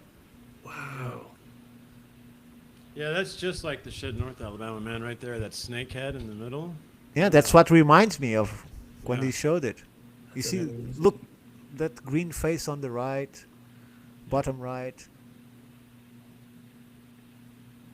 So this is natural stones. Yes, I don't doubt. They say it's all natural, but no, it's natural stone that was modified.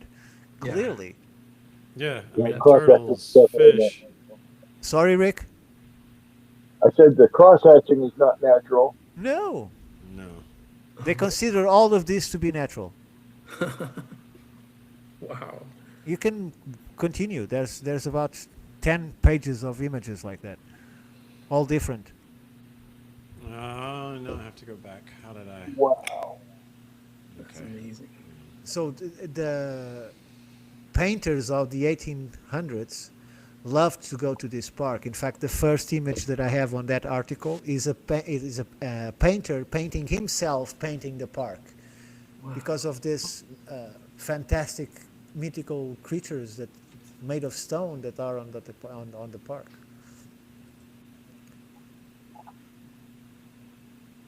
Incredible. Looks like a lion. Mm-hmm. Right. On and on, man. Wow. That's wild. That's really amazing. They're all in the same place. Did you see the image I posted of that cave called Tooth Cave Yeah. this week? And it almost has the teeth, like a tooth entrance. And Yes. it literally, well, it has a vertical eye, like an eye that is engraved in the rock as well. And almost a turtle shaped face on it. And it looks so. Describe the throne room upstream from there. What? Describe the throne room that is on the bluff or in the side of the bluff upstream Yes. from Tooth Cave. Yeah. The throne room is right above it. It's called the throne, and it has literally a seated throne where it's like carved in the rock, and then it has a fountain, like a aquifer, bubbling water up out of this throne, and it's right next to the Fountain Bluff. It's called Fountain Bluff, Illinois, in southern Illinois. Mississippi River. And it's just an amazing place. There's the cave that goes through the side of that Tooth Cave rock. Literally, it has an entrance and an exit. The exit has the water aquifer bubbling up, just fresh, clean water, pure from the earth. And when I visited it actually had an owl living in the cave as well. I mean, literally, an owl's living there. So it's an amazing place. You have an image of that you can see? I shared it this week on X. The image. Let me see if I can pull it up here. Yeah, or I can look up your ex. Yeah, Okay. Tooth Cave. Yeah, look up when I wrote the Tooth Cave. I'm gonna try to pull it up too here. There's a whole bunch of stuff right along that stretch of the river that Mark Mott Singer has been kind enough to show me. Petroglyphs, including a horse and rider, but it looks like it's far older than white man incursion. Yeah, it even has a Jesuit cross as well, like a double barred cross. I'm looking, Vince. You got a lot of posts, so. Here, I've got it. Here, let me You got see it? if I can Okay. share. And the thing is, I keep asking people from France to go to that park and show me pictures of what's there now. Right? Because it's so surreal that I would like to see some confirmation. Because it's so many and so... Make sure that AI hasn't already taken over. But I haven't found anyone that actually went there and so I can compare. I've got some better pictures than that one. Let me pull up the other pictures. This one.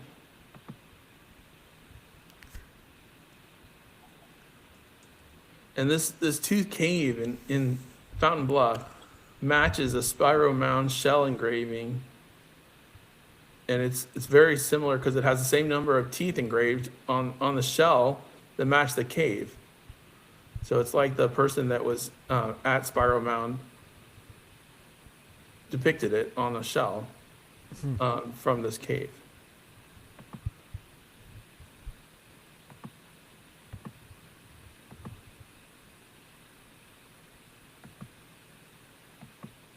Oops, sorry, there. Okay, can you see that? Yeah. So yeah, I mean these are like engraved into the rock. These teeth are, you know, like part of engraved into the base of this rock, and in this cave it has a tight entrance. You can crawl through it. I mean, it has an opening, opens up inside. It's the cave as a. It's yeah, this is like the entrance of it, and you can go in and that's where the owl was living, and it has the aquifer on the other side of the cave. Wow. It's an amazing place. And right above this is where the throne glyph is located, and there's a lot of pit and groove petroglyphs as well. When you say right above it, it's about 100 feet above it. Yes. Just. Yeah, just about 100 feet away. So yeah, you visited it too, huh? That's amazing. You can get there by parking in the, there's like a power plant parking lot, and you can walk along the river and then just walk up to the bluff, and it's right there. Well, when you say right there, it's about 75 feet down. I would call a treacherous, near vertical trail. That's true. Hanging on a tree, someplace where an old man probably shouldn't be. That's true. It's a little treacherous to get there. That's true. It's kind of difficult. Rick, was it uphill both ways going to school when you were little? Yes, and snow all year long. I like the treacherous finds myself. It's just what are you No, gonna but do, that man? It's like one truly is. it's like adrenaline.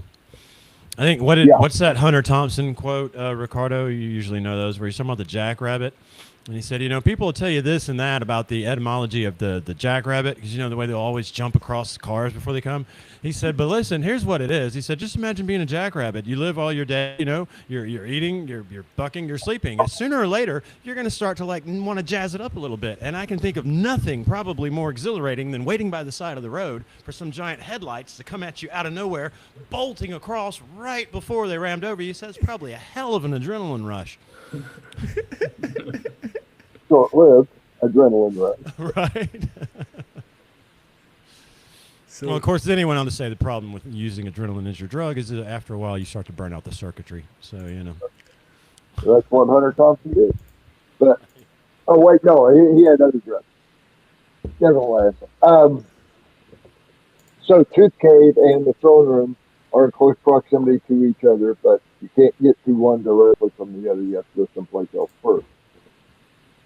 And in doing that, you drive around the bluff and you go past one very beautiful Adena-style conical mound. And you go past a spring that was the home place of Daniel Boone's nephew. And you go, this is a very important stretch of the river for historical and prehistoric time.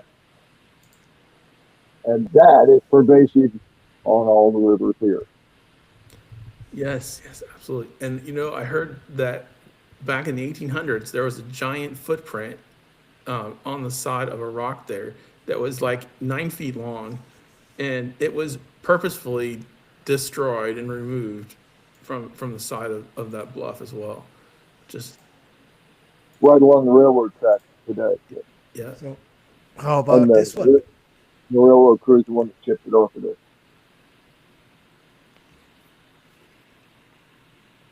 I think there's no doubt that it's a huge snake coming out of a cave. Rattlesnake with that. Yeah. This is Wow. where is this? It's the Rhino Cave on Sodilo Hills, Botswana. 70,000 years old. Wow. So this is the It's a pit cave. viper.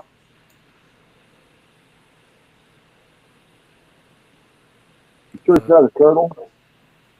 Sorry? You sure it's not a turtle sticking his head out of his shell? Long neck. Yeah, it could be. I don't know if they had turtles in Botswana. Yeah, well, I'm pretty sure if they had water, they had turtles. So, there it is. It's still there today.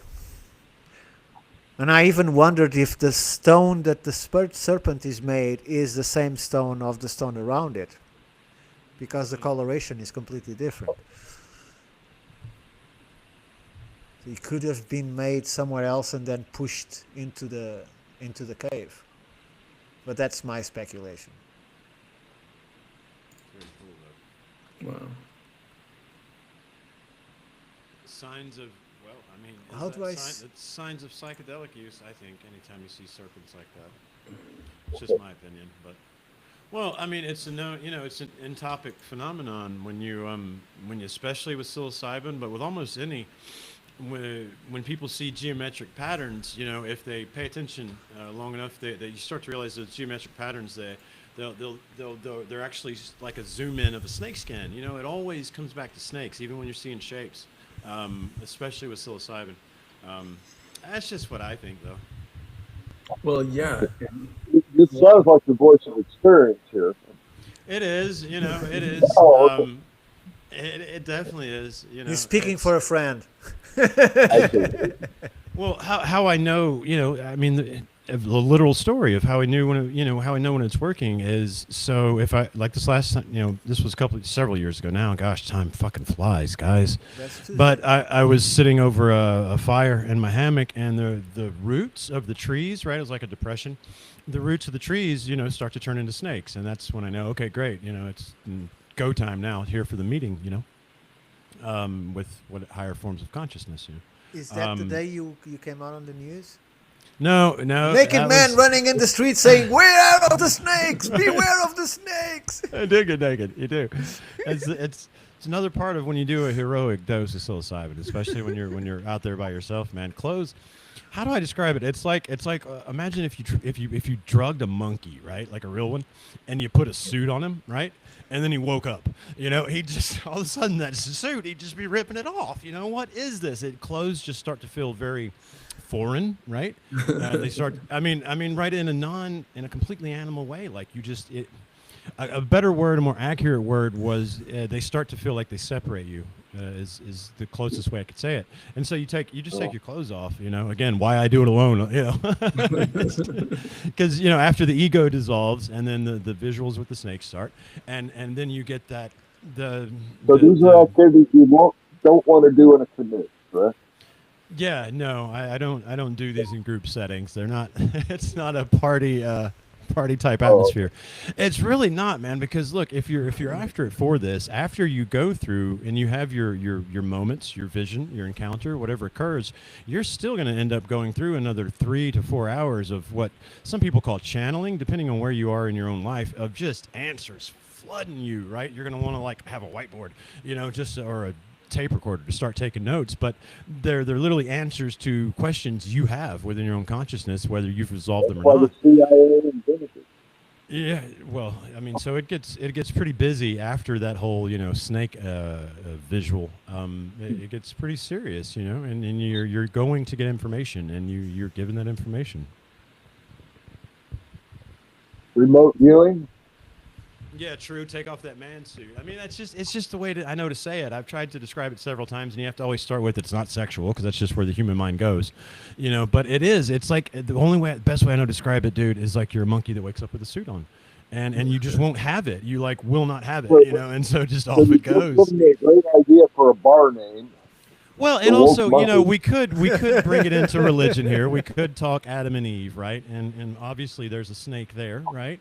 And what happens when God comes to the garden the next time to walk with Adam and Eve? He came on, right? He still came and walked even after they ate the fruit. He's still like, hey, where are y'all? And what are they doing? They're hiding their shame, as the words say, behind a fig leaf, right? Because all of a sudden they're ashamed of their nakedness. So see, in my experience, it was like that exact opposite. You know, you want to remove anything that separates you from the presence you're going to encounter. You want to rejoin the snake. Yeah. Do what?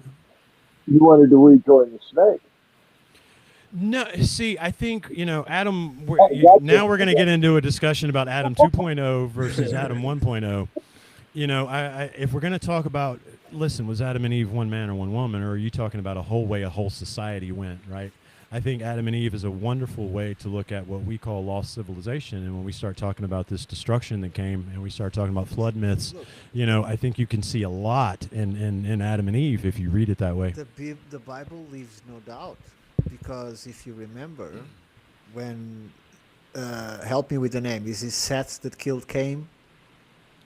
Cain killed Abel. Evil, Cain right. killed Abel. Cain killed Abel, right? Third human killed the fourth human. Right. And so he's marked so he can go about the earth and the other people and not be killed. Who is the other people? There's only Exactly. Adam and Eve. Who is the other people? So it's the other And where people. did the wise come from? The land of Eve. That's Land why of Nod, Eve of Eve. I often say that, you know, they did, and I'm sure it was intentional, but they did a great disservice by taking out Enoch and taking out several other books that give you a much better picture of what they were trying to say. You know, so when you just glimpse them going, oh, those other people, it wasn't originally presented quite like that, you know, and that's where I go with it. And I get so much more out of the Adam and Eve story, guys. I know we kind of started with psychedelics, but it's true that where you get is, I think it's talking about the human experience, right? And the right way to encounter God, you know. But God created the world and all the universe in 6 days. yes. Were they consecutive days? What is a day to God? Yeah, exactly. I mean, when you're talking about time, is only relative if your perception is bound to this third dimensional place. You know, just today, scroll X and you'll see the studies all over the place about our consciousness connects to the universe, right? You know, right. Go ahead. 2 minutes still, guys. Yeah. Yeah. Wow. Time flies when you're having fun or you're talking about being stoned. Well, to finish, It was I just want to say that to me that's one of the most important and revealing parts of the Bible, because the snake is the oldest religion that we know of, and it was a religion that took care of the people in terms of guiding them, and all the parts of the magic and the shamanism and all that came with it were all eradicated by making the snake the bad guy, right? Because there was no Satan. Satan is a very recent invention. The snake was made from a good element that was transformation, rebirth, healing, protection. All of that was transformed into the villain that fooled humans to make them deny God. Basically, it's what It's happened. part of that, but I think it goes so much deeper in time, you know, than that. I really do. I think if you really want to play it out, man, talk about encountering the snake with this psychedelic and using that as an entree into a higher level of consciousness, right? Okay, imagine playing that out for a couple 100,000 years with a society, right? Then I think we're starting to glimpse what we mean when we say a lost society or Atlantis. They leaned heavy into this spirit, this shamanic, whatever word you want to use, you know, and they got outside of this three-dimensional time and space, and they did it professionally for a very, very, very long time, right? Now, when that got out of hand, all the texts, including Bible, you know, whichever one we're talking about, tell us that the gods or God, right, became dissatisfied with how they were not wearing their prosperity with moderation, i.e. they became just like the elites we see today. They were fucking with everything, right? And so they get wiped out. Now, in the story of Adam and Eve, why then is the snake sort of pictured as the bad guy? Because man was given access to all this, and they didn't do it right. They got all selfish, they got all what men do, and the whole thing had to get wiped out. So here we are now again, getting told what we're told is a creation story, which is actually just, no, that's about the reboot, right? Let's try this again now and see if we can embrace it differently. And now we're, of course, getting that lesson in real time, and there's our exactly 2-hour mark. Yeah.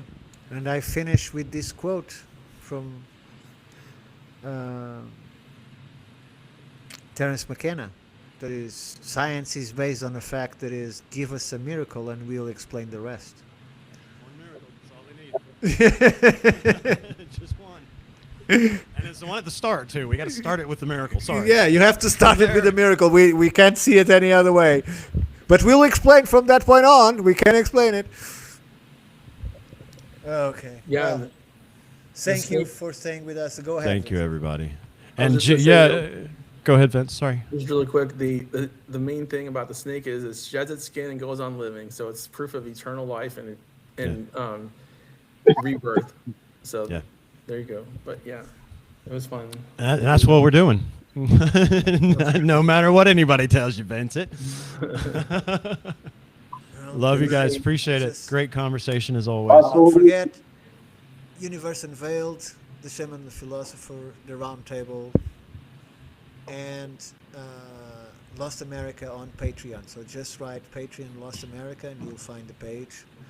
It's the documentaries that Rick and other parts of the team have been producing for years now, and it's absolutely unique. You won't find those people speaking anywhere else. And the information itself, I thought I looked for information for 40 years, and I still, each time I see an episode, I still learn from the beginning to the end. So it's just, I strongly recommend it. And go ahead, Rick, what do you say? Thank you for that. No, you're most welcome. Thank you for taking that work. I'm reviewing episode 11 after I get done here, so it'll be up soon. We still need to watch some of that. That hit me again today. Well, I'm The audience subscribed, would so love I will watching some of receive it. the email for sure. Well, there you go. Thank you, everybody that tuned in. True, I see you in there. Tree Buddy, Zane. Yeah, True, you're right. That whole Judas thing pisses me off too, man. They put the wrong story in, and they left the one where he's the good guy out. I get pissed off about that one too. But we'll cover the Dead Sea Scrolls on an upcoming episode. Guys, this has been great. Everybody that tuned in and the gentlemen that were around the round table, thank you so very much. Ricardo, I guess I'll see you after tomorrow, Sunday night. We'll get back together. We'll do something. Maybe we'll have something new to show. Everybody, we'll see you soon. I think I'll go. I'm going to give him a tour of, if not Santarém and Regaleira, at least Sintra and Regaleira. I'll give you a tour of that. Yeah, excellent. And I'm going to get out somewhere tomorrow. If I don't make it to this Horse Pens, which is a 2-hour jaunt, I'll still get somewhere, and we'll have some new stuff to look at. Well, Vincent, Rick, Shaman, thank you very much. And to Good all, night, guys. a very fun